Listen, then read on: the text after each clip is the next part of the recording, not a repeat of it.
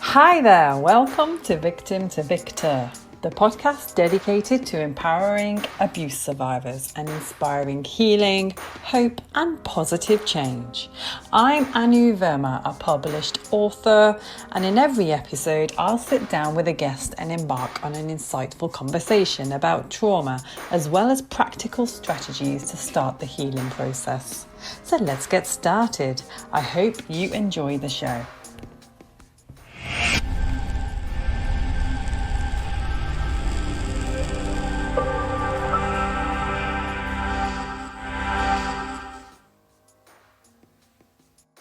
And here is a life coach and mediator, Andrea. How are you?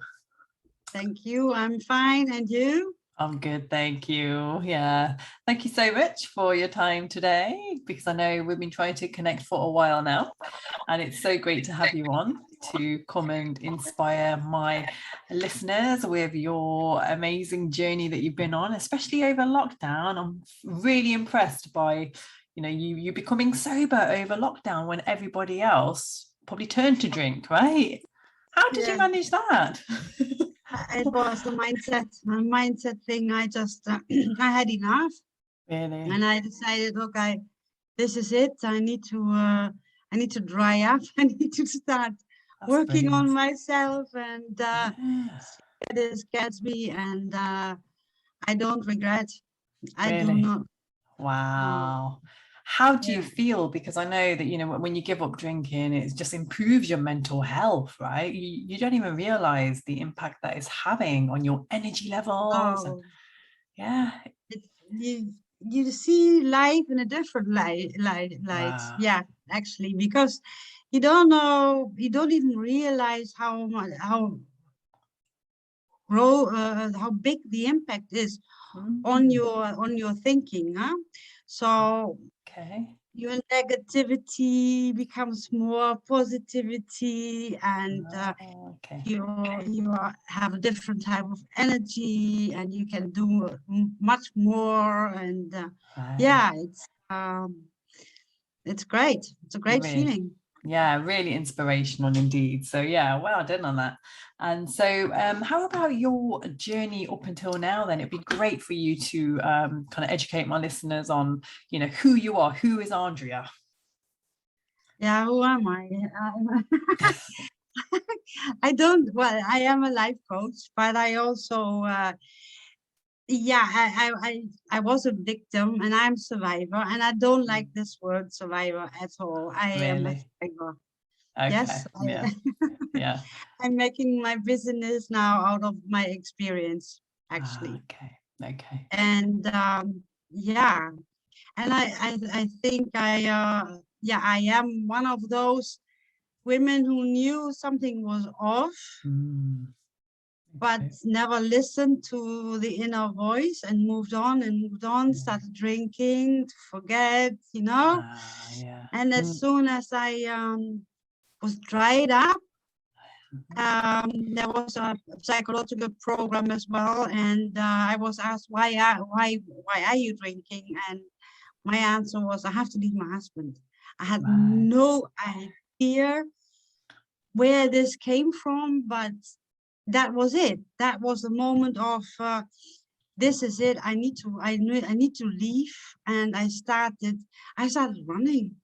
Honestly, I started running, and I had so much to give up.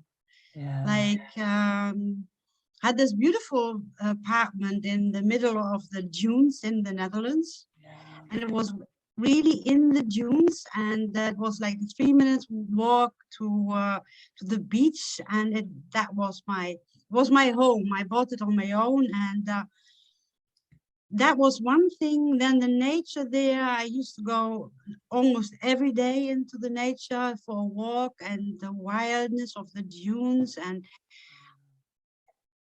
giving that up was one thing. But the other thing was giving this up, selling my apartment, also meant that I had to go and leave, and I had to go no contact. And I chose to leave the country. and I had to leave my son behind. And Really? he is, I mean, he's not a little boy anymore, but he's Right. my little boy, you see. And but he's fine, and I can see also his growth, because he lives with his girlfriend now. He's studying and he's always smiling, and I can see that he also left the tenseness of the environment. He also is healing. Yeah, okay. Oh, right. Because I suppose a lot of this stems from your previous relationship, because you had a relationship with a covert narcissist, right? Yes, but my son was from my first relationship. Their father Okay. died. Father Oh, of my okay. children died. But yeah, Covert Narcissist. Wow, Yes. I really want to go into that. So yeah, and I think now's the perfect time. So tell us about your relationship with this narcissist, how you met, and about the different stages of narcissism. Was it obviously applicable to him as well? Yeah, we met because he lived next to us, and he had rang the bell several times, because of course I left the light on of my car.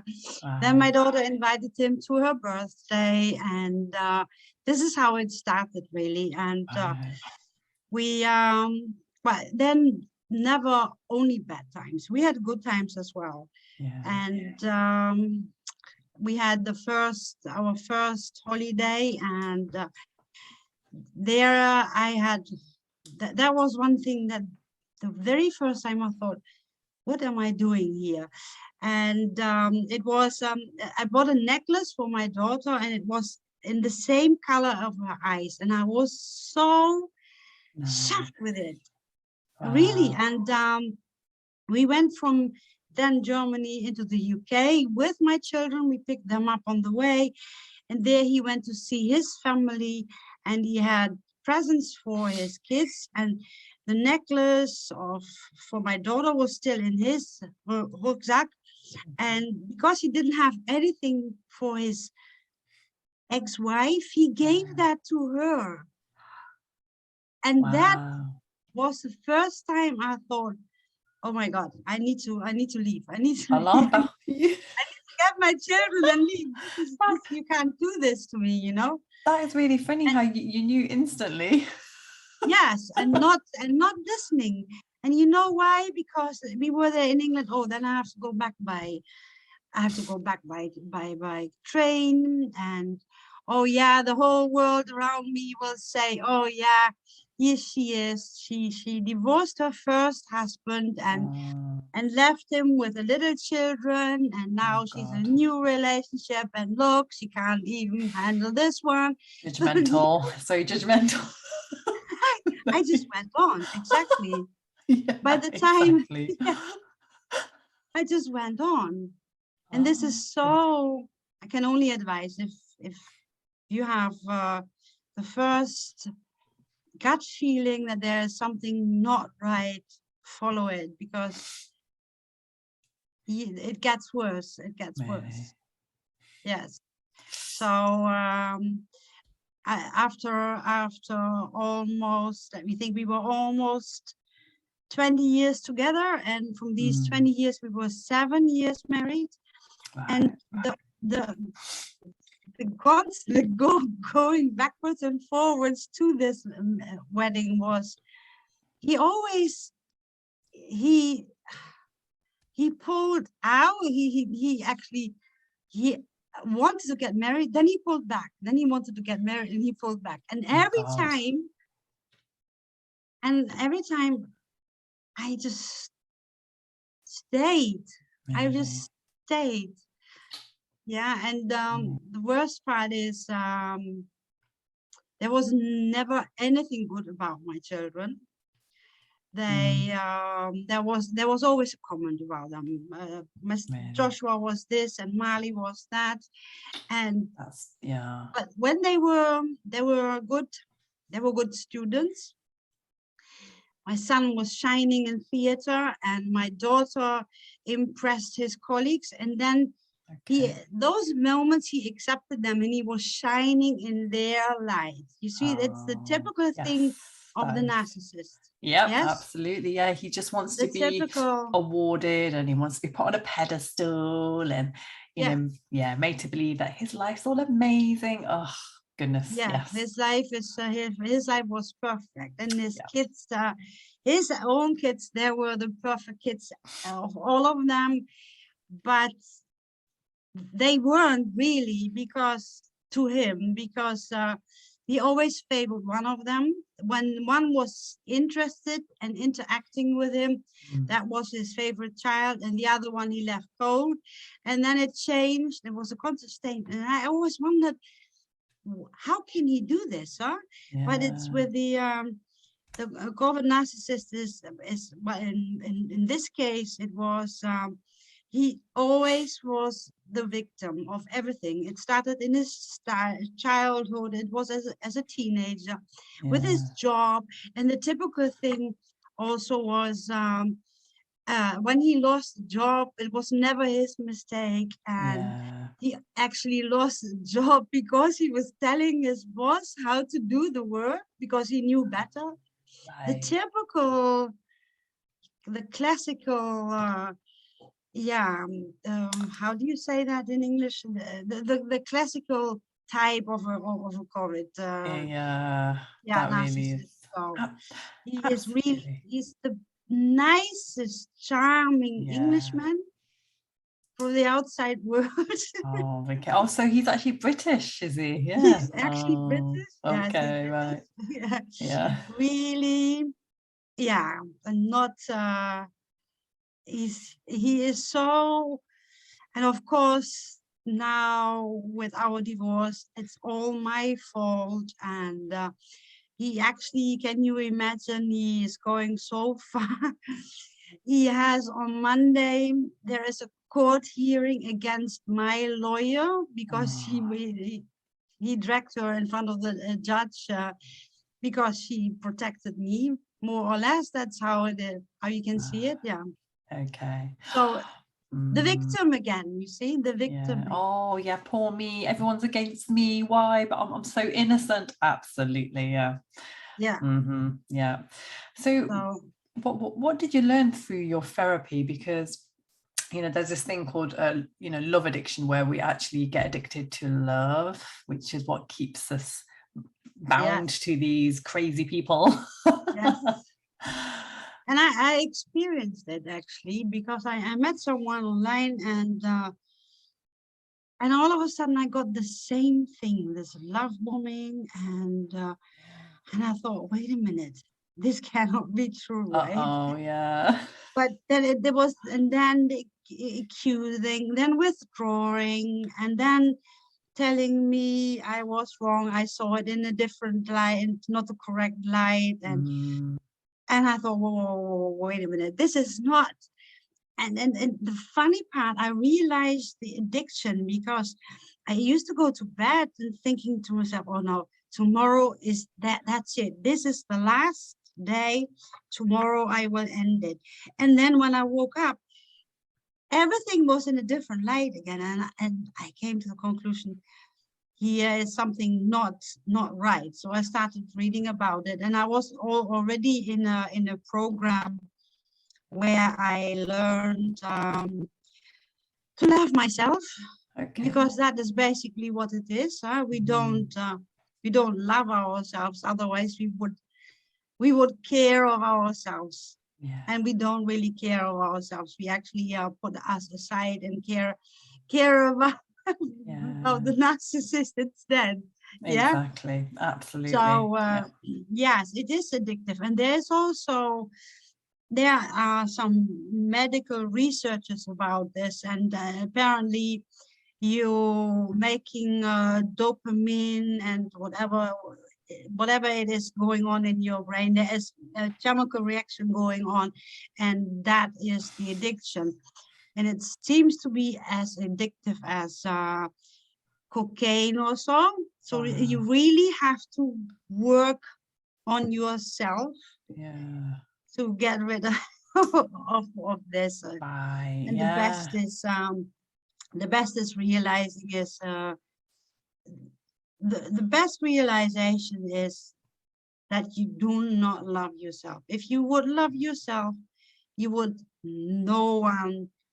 wouldn't allow no one to do this to you. Yeah, that's so true. This is what I learned in my therapy. Okay, yeah. And yeah. Absolutely, yeah, it is. And that's what it all stems down from. And it's the 4 elements that you talk about. So self-awareness, self-love, sorry, self-worth, self-esteem, and self-care. Yes. And if you miss one of them, then you cannot love yourself. And the easiest one, or it's not the easiest one, it's a hard one to accept. But I always ask, I give them this situation of, just imagine you are on an island all by yourself, and there is nobody else, so no add-ons, and you have to grade yourself. And remember, you are just by yourself, no add-ons, no children, no work, no career, just you. And you actually have to mark yourself between 1 and 10. And the answer is always 7 or 8. Okay. And I always tell them, no, you are 10. And they look at me and I said, yeah, you are 10. You are worthy, pure by existence. When you were born, you were a 10. And I always say, look at yourself when you received your first child and you looked at it. Was your child in your eyes just a 7 or was it a 10? And then the answer is it's a 10. You didn't wait until it could walk or talk, or there was no add-on needed. No, exactly, yeah. It was, you are worthy, pure by existence. That's it. And when you learn to accept that, then you are already one step further. Yeah. Oh, wow. I love that. Yeah, because you're doing a lot in terms of contribution and giving back. So tell us about your projects that you're involved with.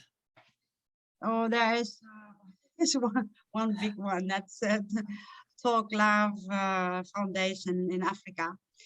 And we as a family, we lived in Nigeria, and it was because of my husband's job. And I fell in love with the country, and I fell in love with the country because the people, and they don't overthink like we in the Western world. They go, they wake up, they're happy that they are there, they happy to get through the day, to have something to eat, and all these problems we are actually putting on ourselves. They don't have that. They have such a different mindset. Yeah, exactly. It's them there you can clearly see the mindset of people. Wow. And I fell so in love with them, and even the children, and we saw how they lived. We went to see our driver's family in their home, and but it was basically just one room and 2 beds, and there were mom and dad and 3 children, so they all had to sleep in these 2 beds, you know. Okay. And you see the dust and the dirt around them. Wow. And when they come out to go to school, those socks are so white and clean, and you look at it and you think, how do they do this? How do they do this? They look, they shine, the kids are, it's amazing. Yeah, it's they have such a pride in their children, and yes, it's nice to watch. Yeah, really nice. I suppose because they're using a lot of the traditional style clothing, of course, soaps. So yeah, and I think yes, of course, they obviously work better. Yeah, it's amazing. So and then via LinkedIn, I came across 20-jaar-old in Verma, and she is the founder of the foundation together with others. And so I followed them, and one day I simply asked her or told her if we could meet on a Zoom meeting, because and she said, yeah, what's going on? I said, I'd like to help. Okay. Oh, and wow. This is how I became the patron of the Talk Love Africa Foundation. Wow. Yes. Yeah, that's amazing. This is how it worked. It is, yeah. And it's yeah, it's funny, difficult to actually get people to sponsor. Okay. It's a lot of work, and but every time there is, and even if it's just 10 pounds, Yeah. you have no idea what you can do with 10 pounds in Nigeria. Yeah, it's a lot. I mean, when we were out there, our driver's son, he needed an operation. We had that done. Honestly, a family with 2 or 3 children in Europe would spend in a week how much a operation like this costs. And these people do not have the money. It's just simply, and the boy, he's now 19, and he's studying, and he can walk. He had some sort of a club foot, and he couldn't stretch his toes. Wow. And he can walk now, and he's I got a message from him, and I was saying to him, you know, Jeffrey, you were so angry with me because I was the first face that little boy saw. And whenever he saw me afterwards, it was my face connecting with the pain that the little boy was feeling.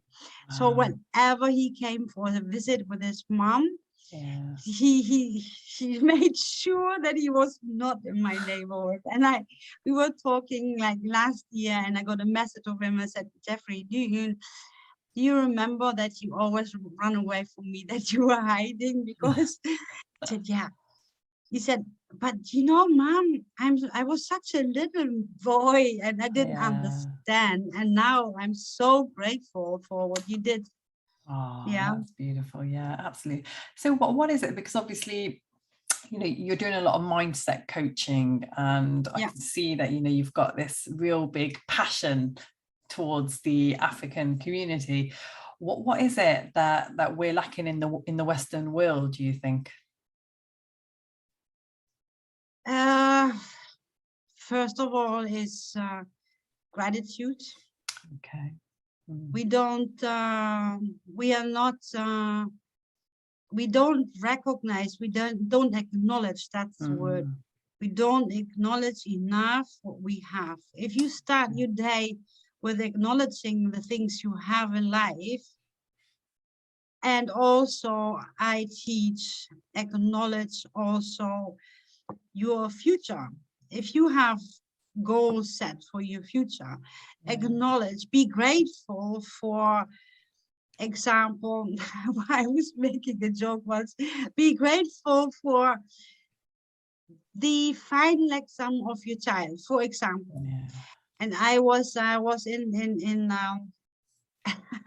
a meeting with a colleague, and it was recorded and was sent out on LinkedIn. And I said, you know, I said to her, I am always writing down what I'm grateful for. And I end with saying, I'm so grateful for the beautiful man I'm going to meet.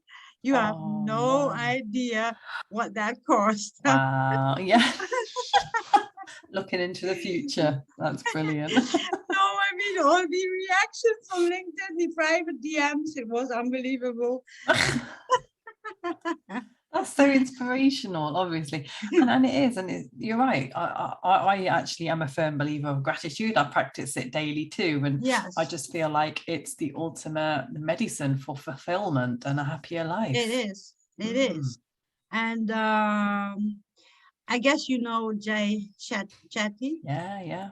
Yeah, so I became a member of the Genius, and I practice meditate every morning. The nice part of this is you can actually give in your emotion of the day. If I say, how are you feeling today? If I click anxious, then I get a meditation about how I can meditate to help me balance again. And after that, there's a whole speech of him, and he's talking about it, and he's giving you advice how to do this or write down this and work on this. And I think it's Oh, absolutely great, and it's that helping me is. a lot. Oh, Because we all fantastic. have our bad days. They're always good and bad days. Yeah, I'm not exactly. Superwoman. I have bad days as well. Absolutely. Yeah, Yeah. absolutely. And I think as well, when we are in this field of helping others, a lot of the times we're taking on their Yeah. own issues and, problems. And so it's so important to ensure your own self-care, Yes. definitely. Exactly. And Mm, the other part, that's how I started. That was the things I started. And what I also teach, because I've been through it myself, and went for walks, but I never really exercised. So in January last year, I started exercising, and because it was also very soon into the lockdown, I exercised with a coach in the UK, actually, okay, Mind that's and good. Body House. Yeah. You find her on LinkedIn, and I signed in, and do you know, just pure by practicing all the overweight I had because of the drinking habit. Wow. Lost, I was 67 kilos. I'm now 52 kilos. Wow. That's And that is brilliant. just constantly. And I did everything with her: yoga, exercises, Yeah. bill and tummy, and Yeah, for the sure. torso. And yes, I Okay. loved it. It's really, Oh, and I still do it now. I don't have time because of the UK time. For me, when she starts in the morning, it's 7:45. That's when I am really off running. I'm off okay. then, it's my time to leave and or do whatever style Yeah. business Abs- like. yeah. And so I do it now myself. Okay. That's good. Yeah. So And so, yeah. what kind of techniques do you use with your clients when you're looking at, subconscious fears and just changing habits and behaviors? Well, I am transformation coach. So what I do is, first we see, because everything is related to childhood, everything. Yeah, it is. And basically, there's always this: I'm not good enough. Yeah. And so many people have this: I'm not good enough because I am too slim, or I am too fat, I am Mm, too tall, I am too short, yeah. I am not good enough because I can't do this and I can't do that, Oh for God. Yeah. example. Or I'm not worthy of love. That's one as well. And we come to that, and I always ask them, when was the first time? Can you go back and see when was the first time you felt this?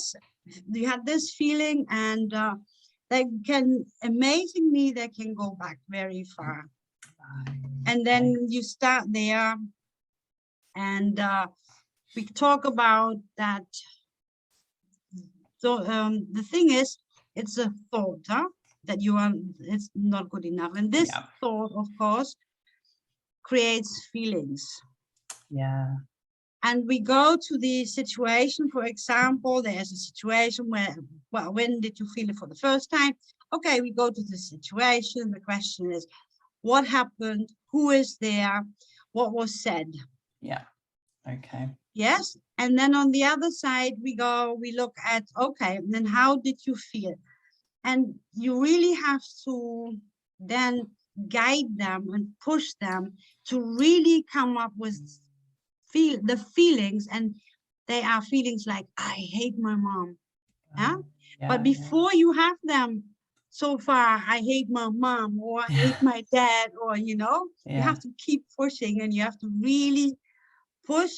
And then you explain, see, this is the sting which you thrust in your own heart because you believed you were not good enough.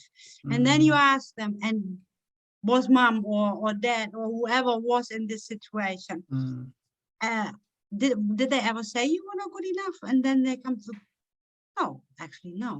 And then they have to write a letter, or the best thing is when they actually have a real conversation and actually say, sorry, but when we were in this situation, I made up this thought that I was not good enough, and you had really nothing to do with it. It was created within myself. And when they have this conversation, it's amazing how the people come out of there, because the other person does not know anything about it, and they are mostly they are surprised, shocked.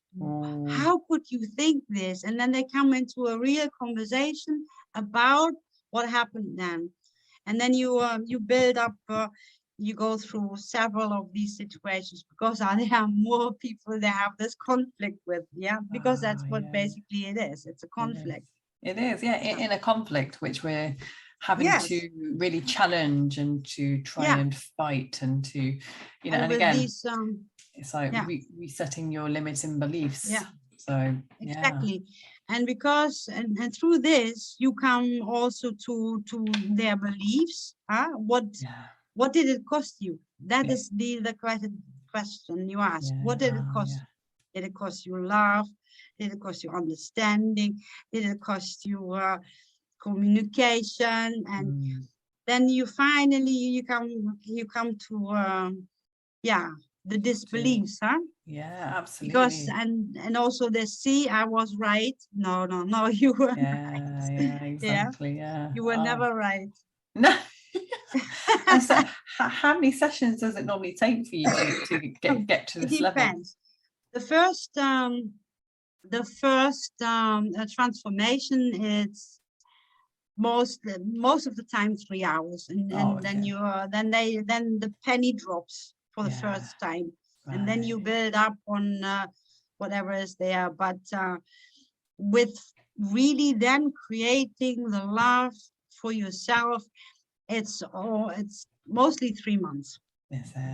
Wow. Yeah, because you have to, the thing is, you teach them, you coach them, you guide them, and you also have to be the buddy to make sure that they change their habits. Because that's what it basically is. So you install different habits, exercise, meditate, show gratitude, keep a journal, write down your feelings in the morning and check it in the evening, for example. It depends on the person. Okay, all right. I think that's fabulous. Wow. And it is, like, would you say it could also work for those who have just come out of a narcissistic relationship, for example? Yes, and I think it can also work for women who are in this relationship, realizing that they're in and are afraid to leave. Because when you are in this situation and you start how to learn to love yourself, respect yourself, taking care of yourself, choose yourself first before you choose the other, I think then you also come to the conclusion of, wow, now is my time to leave. Okay. Because you get stronger, you start really loving yourself first. Okay. And of course, there are tricks how to not respond to a narcissist, but that is such a long topic. I mean, one is just if they say something and you want to react, which for sure is going to end up in an argument, which you lose. just don't say anything and walk away. Walk away. Wow. Yeah. Just walk away. That's normally quite hard to just. It is very yeah. hard, but it's practice. Yeah, and it is, like you said, And ignore. Yeah. Ignore.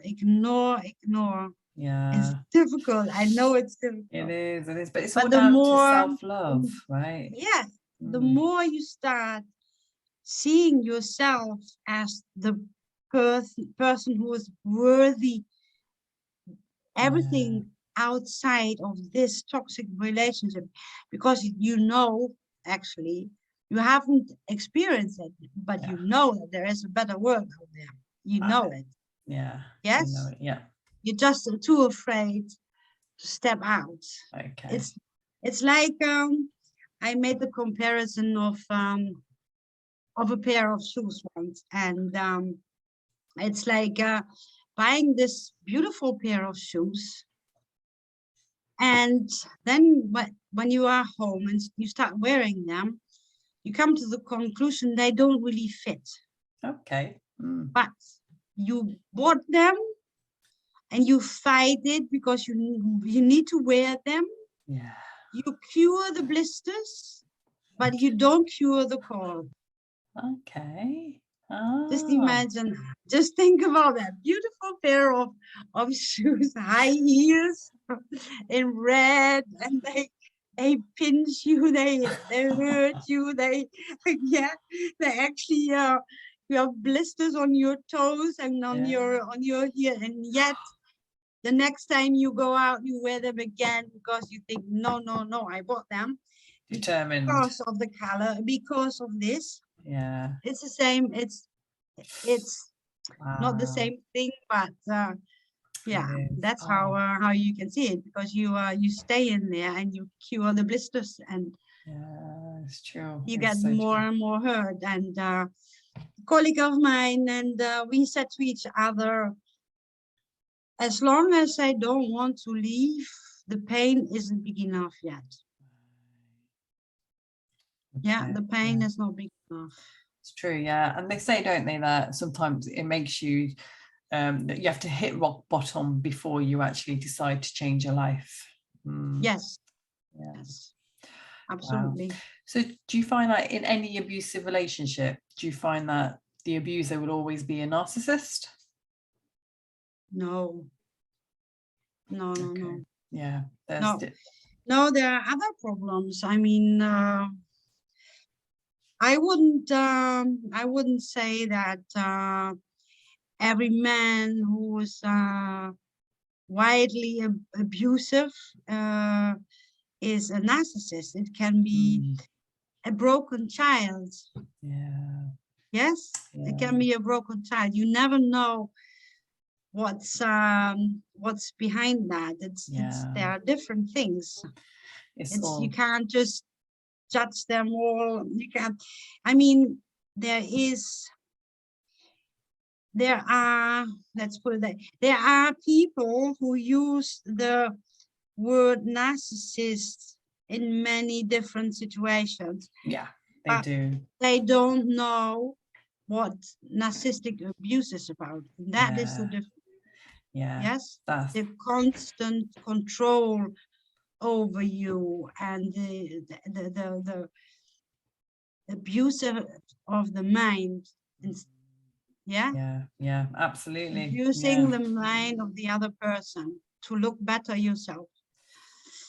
And you know, and the thing is, they are so vulnerable, and this is why you, as an empath, you fall for it. You see the little boy in the poor man, and all you want to do is help him to come out of this this crazy childhood feeling, whatever was there in there. You want to help. You want him to teach him to forgive, to move on. But he can't, because then he loses the victim, how do you say, the status?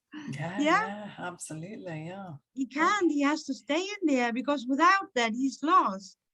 Same as he feels lost when you, the empath, leave. Yeah, yeah, that's it, exactly. And the best thing that we can do is to ignore and eventually leave. Yeah, leave and hide. Yeah. No contact. Block. That is really, really, really important. If you actually if you have contact again, I've been there. Yeah, me too. Yeah, when you're so invested in them and you just think, oh no, it's horrible. It's horrible. Yeah. I made my first attempt, and that's when I bought the apartment in my name, and it was for me and my son to feel safe. And then he came, and we hadn't seen each other for a year.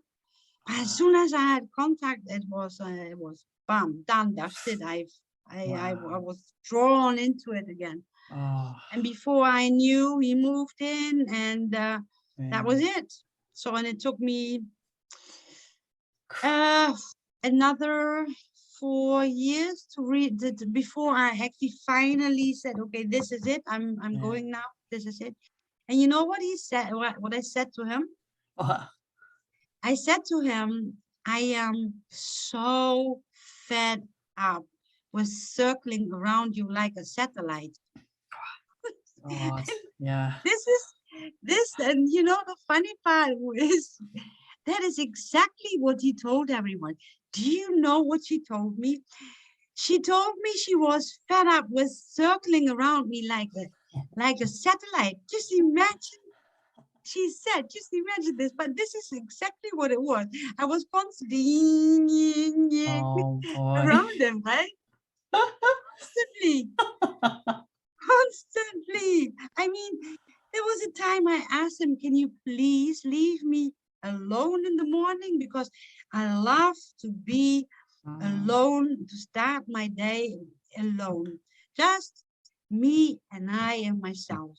Wow. Yeah, exactly. Yes? Yeah. And it was, he couldn't, because I was sitting on the terrace, for example, and he came, you want a coffee? And behind, or he just brought the coffee, and then he was saying, oh yeah, I'm not supposed to disturb you in the morning. See, and this is exactly the moment when the guilt feeling comes in. Oh, I'm so mean. He wants to talk to me, but I want the first hour of the day. I want for myself. How crazy is this? Yeah. But this is how it works. It is absolutely manipulation. Yeah, works. Absolutely. How it works. It is just mind. It's like mind control, and it is. It's crazy. It is. Yeah. You just give in, don't you? And and then you start doubting yourself, and then they start to make you feel like you're the bad one. You're the criminal. Yeah, you are the bad one, because this is already happening when he brings the coffee and he says, oh yeah, I'm not supposed to be here. It starts already with these little things, because then you start doubting yourself. Yeah. And this is constantly going on, constantly. And there are major things, there are small things, but it's always around you, always. It is, absolutely. And the constant attention dragging you into towards him with this vibe for attention. And the worst part is for me, and I wrote a post about this today, and it's I called it filling the love bucket. What we don't realize, or maybe later, is because we are circling around the man in the house, we don't have enough time for the kids either. No. And I saw my flaws in there, especially when I started drinking as well, because then there was nothing else important, as long as I was coming towards the bottle of the wine at the end of the day. Okay. Only that was important, and I didn't feel the love bucket of my kids as much as I would have wanted to. Okay. Yeah. Absolutely. And I'm not the only one. That's why I'm mentioning it, that I'm not the only one. So many women are going through this. Yeah, and the realization hurt. The realization hurt, and of course, when I realized that, and realized what I had done to my children by not giving them the attention they needed, because I apologized. Okay. And I didn't get absolution, of course, because Yeah, my son, it doesn't work like that. But my son is really proud of me, and Marley is. We are building on our relationship again. Let's put it that way. She left the house when she was 17 because she couldn't stand it any longer. Right. Okay. She couldn't stand it any longer, and I was more like, what? She's leaving me? Am I not a good mom? And when she left, she said, "It's not about you, Mom. It's about him." That's how she left. Those were the words. But the further she was away from the whole situation, she could see, of course, it was me too.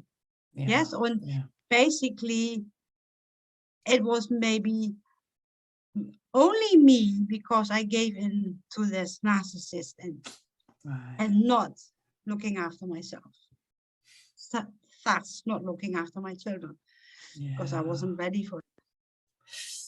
It is, and it's a hard realization that, and it's just so easy to get stuck in that, you know, in that mode of living where it's survival, you know, and it's about numbing the pain that you were feeling. But unfortunately, the kids do obviously take the hit on that, because, you know, you're trying to protect yourself, and then obviously, you know, you've got your kids to look after as well. It is, it's so difficult, which is why, you know, why I feel that a lot of abused, you know, survivors and just women and men, because I guess men are in these abusive relationships as well, just feel it's so important to just, you know, get the message out there that you're not alone, and that there's so many of us in this situation. Yes. And there is not even there is not much about it. I mean, people talk about it, but there aren't really any statistics about it. No. I tried to find statistics about it, and you know, I think I wrote it down. Yeah, I came across a Dr. Greg Mellon, I think.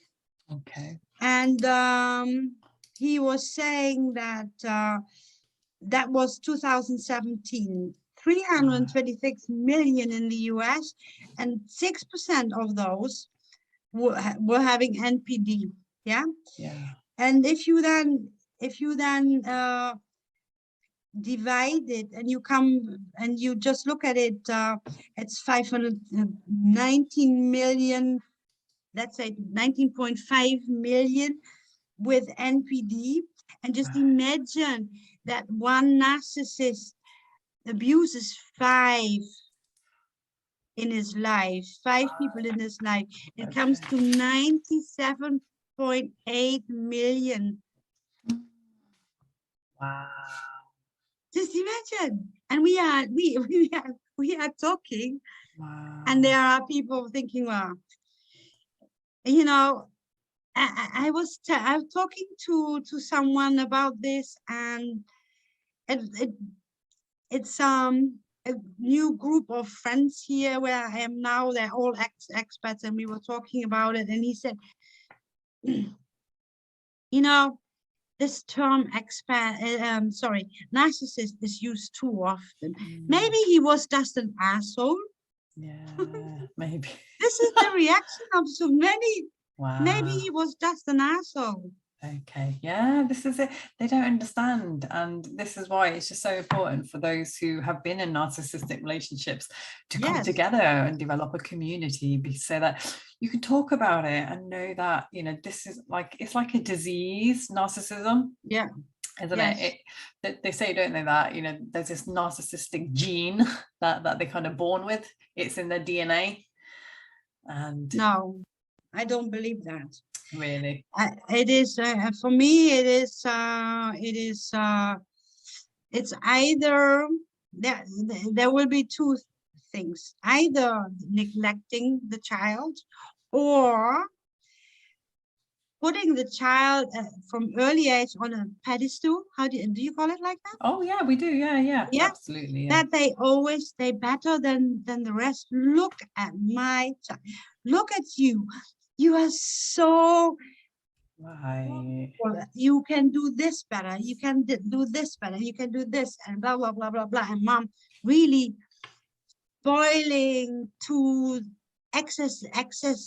Right. Yeah, absolutely. This is it causing a narcissist, for example, too. It's strange though, isn't it? Where the 5 phases in narcissism, it's strange how they all seem to have this. Yeah. Mm. But it within it varies as well, because when I listen to some of these psychologists, and they say, oh, the Covert narcissist is like this, it's like this, it's like this, and down, for example. And then I can pick some of it out and think, yeah, I know this, but that is not so extreme. And this is what they say also. And within these phases, it's also, they differ. You cannot put them in one box and say, okay, you are all the same. Let's do this and throw you out and you'll be better. So you can. Absolutely. No, I like that. You can. Yeah. So obviously what you're saying, it all stems down to childhood, like everything. Yes. Like everything. Everything in our life.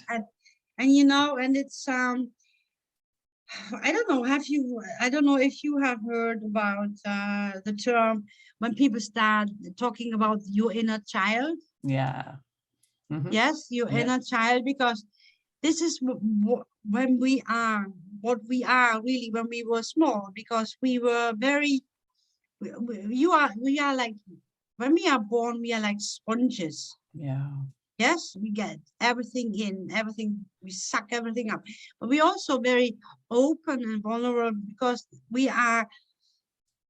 nothing touched us yet, let's put it that way, until something comes which is negative.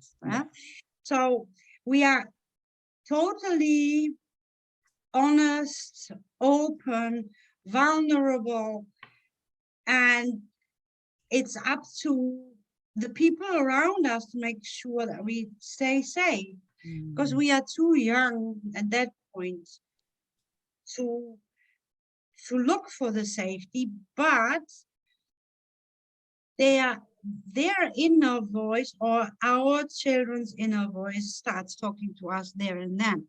And it's because, and you as a child, I don't know if you can go back that far, but I can remember that I did something pure by instinct, and it was the right thing. And because of the influence from the outside, our social environment, that instinct changes, because we are told that it has to be like this and not like this. You need to follow us. Don't make up your own mind, because you are too small. Trust me, because I am older, I'm wiser, yeah, absolutely. Stuff like that. Exactly. Yeah. Absolutely. Wow. So thank you so much today. You have hit home on some very important topics, and it'd be great for you to share how my listeners can find you. Like, what are your social media channels? I am on I have to look this one up. You will find me on LinkedIn. I'm not busy there at the moment, but I will pick this up again. And on Instagram, you find me under AM STHDTHALTER. That's AM Stadthalter. Okay. And in the January, I will be back on LinkedIn. due to my divorce, I had to leave LinkedIn because I had to Right. shut up. I was followed by, I had a stalker. Right. I had Okay. a 1-year anniversary, lately. He was stalking me since. It's a mate of Okay. my husband.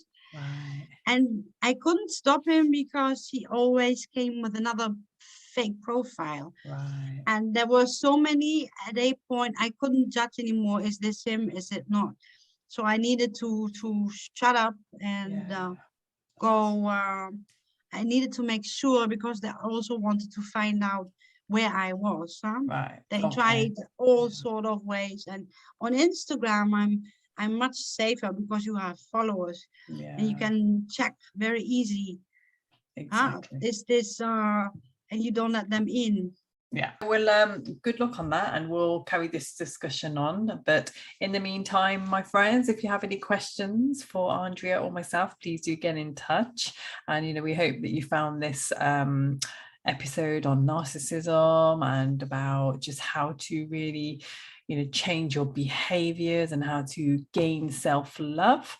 I hope you found that of value, and it was great learning about Andrea's coaching techniques that she uses. So again, please do get in touch if you do require any assistance with that, and we'll be back with another episode. Until then, take care, and I'll see you soon. Bye, my friends. Thanks for tuning in to today's episode of Victim to Victor. Subscribe so you don't miss out on new episodes, and be sure to follow the podcast on socials to keep updated on what's next, and share Victim to Victor with family and friends to help grow the community and spread the positive healing energy. You may also wish to join me on the path to self-discovery and sign up to my 12-week self-empowerment plan, which will be linked below.